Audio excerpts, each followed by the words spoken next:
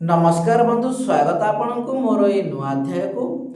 तो आज आम ये अध्याय जानिबा जावतीय नेत्र रोग शमन मंत्र।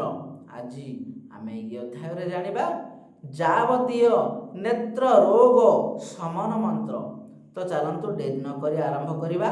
मंत्र ओम नमः सूर्याय एक चक्र रथाय सप्ताश्च बाहनिस्य चक्र हस्ताय ओम क्रीं ह्रीं क्रों क्रौं क्रां कलश हस्ताय आदित्याय नमः। बंधु, आमे जानिले जावतीय नेत्र रोग शमन मंत्र विधि।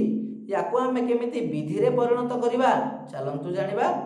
विधि निम्ब डाल रे उक्त मंत्र को 21 थर अभिमंत्रित करी 21 थर पढ़ी झाड़ी देव।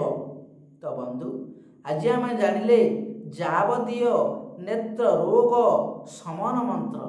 तो आज पई एतिकी। आमे आगामी अध्याय रे जानिबा किछि नुआ। तो सेई पर्यंत आपण समस्तंकु नमस्कार।